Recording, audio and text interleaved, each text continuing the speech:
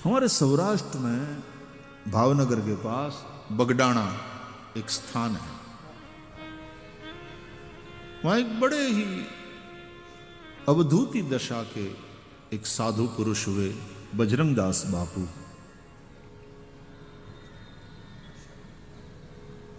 आज भी बगडाणा जाओ, मुझे ऐसा लगता है, मैं पूरा दावे के साथ तो नहीं कह सकता, लेकिन ऐसा लगता है कि 2400 घंटा चलने वाला अन्न क्षेत्र बगडाणा में। 2400 घंटा। रात में 1:30 बजे 2 बजे भी कोई आए तो कहे यार भोजन के लिए बैठ जाओ, भोजन तैयार है। अरे रात में 1:30 बजा है 2 बजा है तो बोले फिर चाय कॉफी दूध क्या लोगे?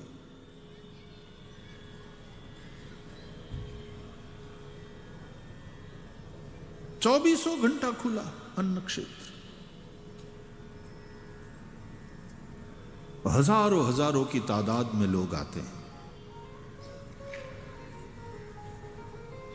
एक समाधि के आनंद में रहने वाले बजरंगदास बापू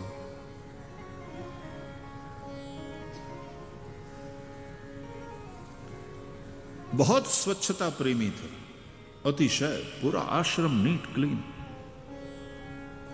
दूसरा, पर्यावरण प्रेमी थे। पेड़ लगवाना, उन पेड़ों को बेटियां आती गांव की बहु बेटियां तो कुएं से पानी खींचकर उन पौधों को सींचना, और जब वो कुछ घंटे तक ये सेवा करे फिर बापू को प्रणाम करने आए तो बापू सबकी गगरिया में 54 58 रुपया, जा बेटा आशीर्वाद ले जा। जितने लोग आवे हरिहर करें, अन्न क्षेत्र प्रसाद, भजन करो, प्रसाद पाओ। लेकिन बजरंगदास बापू ने, मुझे जब तक जहां तक स्मरण है, 2 बार, एक बार भी नहीं 2 बार, शायद 2 बार, हाँ? 2 बार ना, 2 बार। जब भारत का चाइना से युद्ध हो रहा था एक बार, तब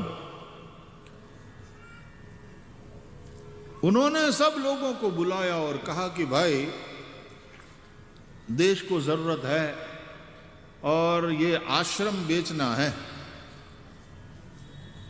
नीलामी करो, बोली लगाओ, जो सबसे ज्यादा बोली लगावे उसको ये सब सौंप दो। आश्रम बेच दिया, बोली लगाई गई, जो सबसे श्रेष्ठ बोली थी, वो सारा का सारा पैसा राष्ट्र की सेवा में सौंप दिया।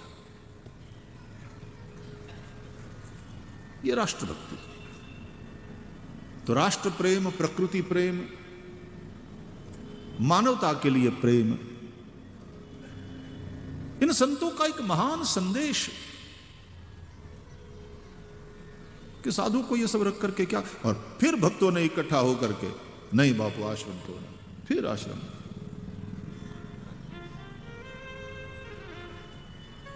शायद जिसने लिया था उसी को फिर पैसा दे करके फिर वापस लिया, लेकिन उससे फिर खरीदा जिसने लिया था, लेकिन सारा का सारा पैसा राष्ट्र की सेवा में समर्पित। तो बलि